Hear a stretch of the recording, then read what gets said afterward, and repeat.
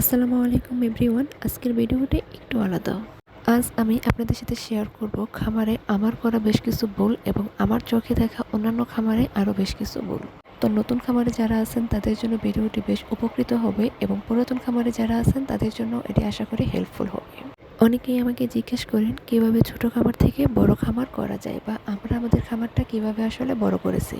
কিন্তু সত্যি কথা হলো সফলতার আগে আসলেই ভুল করতে হয় বা আমরাও এরকম ভুল করেছি। আমি যখন আমাদের প্রজেক্টে প্রথম ছাগল আনি তখন আমাদের প্রজেক্টে মাত্র ছোট একটি বকরি ছাগল দিয়ে প্রজেক্ট শুরু করি। তখন আমাদের প্রজেক্টে কখনোই ছাগলের খামার করার চিন্তা ছিল না। তো তখন করোনা সময়কালীন ছিল, অর্থাৎ 2020 এবং 21 সাল। ওই সময়ে আমাদের খামারে ছাগলের সংখ্যা ছিল 8টি, তার মধ্যে 5টি ছাগল মারা যায়। তারপর তখন আমরা পুরো প্রজেক্টটা বাদ দিয়ে আবার নতুন করে ছাগল পালন শুরু করি এবং খামার করার চেষ্টা করি। তারপর খামার শুরু করার পর আজকে আমাদের খামারে ছাগলের সংখ্যা আলহামদুলিল্লাহ 150+ এবং আমাদের খামারে একই সাথে লেয়ার মুরগি, দেশি মুরগি, হাঁস পালন এবং গরু পালনও আছে। এই পথে আমরা অনেক ভুল করেছি, অনেক বাধার সম্মুখীন হয়েছি। তো আশা করি যারা নতুন খামার করতে চান বা আজকে যারা আমার এই ভিডিওটি দেখতেছেন তারা আশা করি আর এই ভুলগুলো করবেন না বা এই ভুলগুলো এড়িয়ে যাবেন। ফলে আপনাদের সফল হওয়া অনেক সহজ হবে ইনশাআল্লাহ। প্রথম ভুল, একই সাথে একাধিক জাতের বেশ কিছু ছাগল কিনে ফেলা। এই ভুলটা আমার দেখা বেশ কিছু খামারে হয়েছে। অনেক নতুন খামারি শুরুতে খামার বড় করার স্বপ্ন দেখে ফলে ওরা 30 থেকে 40টি ছাগল দিয়ে খামার শুরু করে। কিন্তু বাস্তবতা হলো বিনা অভিজ্ঞতায় খামার পরিচালনা করা এত সহজ না। একসাথে অনেকগুলো ছাগল কেনার ফলে দেখা যায় যে খাবারের খরচ অনেক বেড়ে যায়। সবগুলো ছাগল একই সময়ে খাবার খায় না বা একই রকম খাবার খায় না, ঠিক সময়ে ভ্যাকসিন দেওয়া হয় না। অভিজ্ঞতা না থাকার কারণে সকল বিষয়ে বা সকল ম্যানেজমেন্ট ঠিক থাকে না।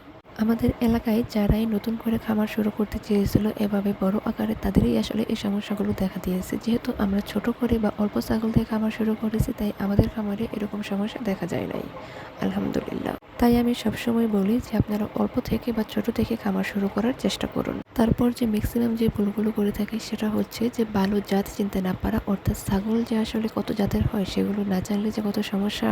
বর্তমানে সবচেয়ে জনপ্রিয় এবং সহজলভ্য জাতটি হচ্ছে আসলে ব্ল্যাক বেঙ্গল, যেটি আমাদের খামারে দেখা যাচ্ছে।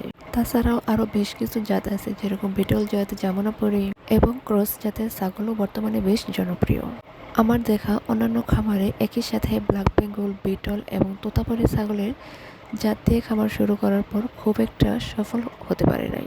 ওই খামারের মাঝপথে এসে সবগুলো ছাগলই বিক্রি করে দিতে হয়েছে।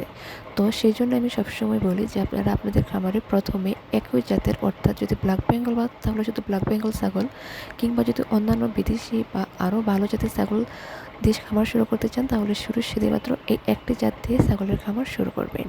নতুন খামারিদের জন্য আসলে ব্ল্যাক বেঙ্গল জাতের ছাগল দিয়ে খামার শুরু করলে সবচেয়ে ভালো হয়, কারণ ব্ল্যাক বেঙ্গল জাতের ছাগল বছরে 2বার বাচ্চা দিয়ে থাকে, একসাথে একাধিক বাচ্চা দিয়ে থাকে এবং মাংসের উৎপাদন এবং মাংসের মানও বাজারে খুব ভালো। আসল জাতের ব্ল্যাক বেঙ্গল ছাগল কেনার জন্য আপনারা সবসময় চেষ্টা করবেন যে কোনো একটি খামার থেকে ছাগল কেনার। বাজার থেকে কিনলে দেখা যায় যে জাত চিনতে ভুল হয়, ফলে আপনাদেরকে ব্ল্যাক বেঙ্গলের কথা বলে ক্রস জাতের ছাগল ধরিয়ে দেবে।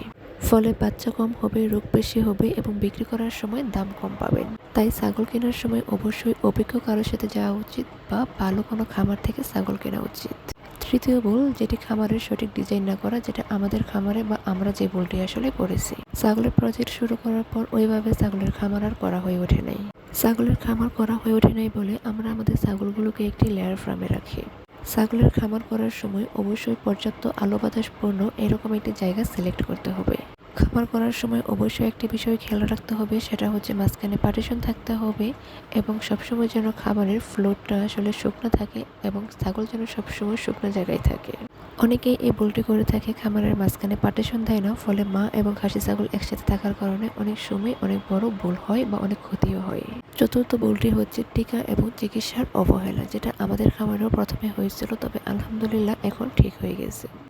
অনেক খামারে মনে করে ছাগল খুব শক্ত প্রাণী, তাই এদের চিকিৎসার খুব একটা প্রয়োজন হয় না। কিন্তু বাস্তবে এটি ভুল ধারণা। যদি সময় মতো ছাগলের খামারে টিকা দেওয়া না হয় তাহলে পুরো খামারে সমস্যাটি ছড়িয়ে পড়ে। কিছু সাধারণ রোগ আছে যেটি খুব দ্রুত ছড়িয়ে পড়ে, যেমন PPR, goat pox, mouth and food disease. এই সমস্যার একটাই সমাধান, নিয়মিত টিকা এবং সময় মতো কৃমিনাশক। পঞ্চম ভুল, খাবারের সঠিক ব্যবস্থা না করে খামার শুরু করা। অনেকেই মনে করেন ছাগলকে শুধু ঘাস দিয়ে রাখা যাবে, তবে এটি একটি ভুল ধারণা। সুষম খাদ্যেরও একটি ব্যাপার আছে। ছাগলের খাবারের মধ্যে অবশ্যই দানাদার খাবারটি খুবই গুরুত্বপূর্ণ। দানাদার খাবারের মধ্যে বেশ কিছু উপাদান যেগুলো না হলেই নয়, যেমন ভুট্টা, সরিষার খোল, ভুসি, চালের গুঁড়া, গম এগুলো অবশ্যই প্রয়োজন। সঠিক খাবার দিলে ছাগলের ওজন দ্রুত বাড়ে এবং বাচ্চাও খুব ভালো হয়। আর খাসি ছাগল পালনের ক্ষেত্রে খাসি ছাগল যদি মোটা তাজা করতে হয় তাহলে দানাদার খাবারের কোনো বিকল্প নাই।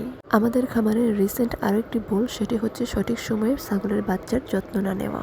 জন্মের পর থেকে প্রথম 2 মাস ছাগলের বাচ্চার যত্ন অবশ্যই খুব গুরুত্বপূর্ণ।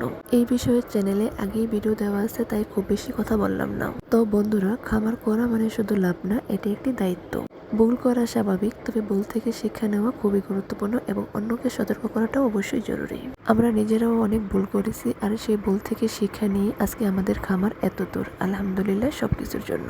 নতুন খামারিরা অবশ্যই ভুলগুলো এড়িয়ে চলার চেষ্টা করবেন, আর আশা করি আপনারাও সফল হবেন। ছাগলের খামার করার ক্ষেত্রে পরিশ্রম তো অবশ্যই করবেন, তবে সঠিক সময়ে খাবার, টিকা এবং সঠিক ব্যবস্থাপনা খুবই জরুরি।